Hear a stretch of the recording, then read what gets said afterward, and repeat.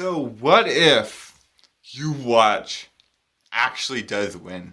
Actually does defeat Ichigo Kurosaki and his newfound comrade Sosuke Aizen. Can it happen? Can this happen? Can the Society of Souls stand up to Yhwach's demonic powers? Well, I think that this theory should be addressed because as far as I'm concerned, it'll never happen. In fact, I made a video saying that it'll never happen. So no, I don't think this is going to happen. I don't think it can happen. But ever since it was teased that there would be only 5 chapters left, a lot of people have theorized maybe Yhwach will win.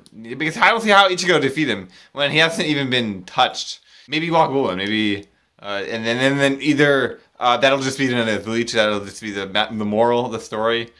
Or there'll be some sort of epilogue or a movie that'll wrap things up. Now, I said that this is ludicrous. This will not happen. And in fact, Yhwach will lose. There are holes to his abilities. And Ichigo has displayed enough resolution. So apparently when Bleach is supposed to end in 3 chapters. Now, let's say Bleach goes on more than 3 chapters. Let's say it's 8 chapters. I still think it's a tight window for Yhwach to be defeated. But if it's 3 chapters, it's especially tight. Now, apparently there was another rumor about Bleach 15th Anniversary Project #1 character book that's supposed to be released in Shonen Jump Plus. Apparently it's a rumor, and that's supposed to happen after Bleach ends in 3 weeks. And if that is the case, then this mini Bleach sequel or Bleach continuation, sort of similar to a Naruto Gaiden of Boruto, it could solve the end of Bleach. It could allow Yhwach to win, allow the Bleach end, because I think it's credibility to this. Once I heard this, I was like, you know what, maybe Yhwach can win. Look at the story, and you guys know anything about me, I love looking at the text. I don't really care for opinion-based theories. It's cool, but I love looking at the text, and look at the text in Bleach. Yhwach has never been wrong with a prediction. He's always right in his predictions. And this is especially important and different than most manga because 1, his ability is to change the future, but also see the future, but change the future. 2, this has been a point that's been made. It's been a point that Kubo's made to have Yhwach make a prediction, have the good guy say, no, what? That won't happen. And then be wrong. And Yhwach be right. Again and again and again. And it keeps on happening. And Ichibi even said, humans, you cannot win. And so, yes, actually, I do think if Yhwach won, it wouldn't make a lot of sense. He did make the prediction that I will destroy the 3 worlds. Now I will go and destroy the Soul King. Now I will, Ichigo, you will actually destroy the Soul King for me. Now I will go and defeat all of the Royal Guard. Now I mean, the list goes on and on and on. Yamamoto, for example. And so, if he does defeat Aizen and Ichigo, then yes, I could absolutely see the worlds be overthrown and go into a post-Armageddon Bleach character book, white and black, and resolve the issues there.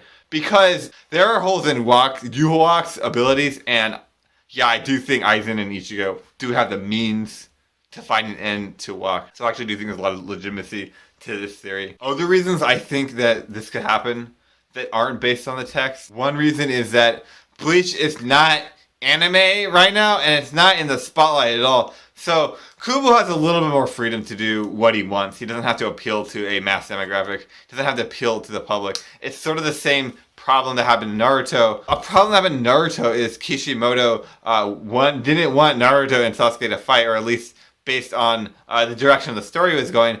That's not really the end he wanted. He likes the whole peace element, the family unity, and the fan base wanted them to fight. They wanted them to see the resolution, part 2 to this epic battle. And Kishimoto, didn't really want it. And honestly, I thought the ending was a little awkward. It wasn't quite what people wanted. And Bleach does not have that problem.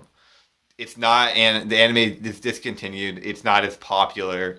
And I honestly, I think the fan base is a little bit more mature. I think it's a little bit older. And so I think Kubo has a little bit more freedom. I think if Kubo made Yhwach win, or at least at the end of Bleach Part 1, if Yhwach won, I don't think his fan base would freak out as much as if, imagine if Kaguya won.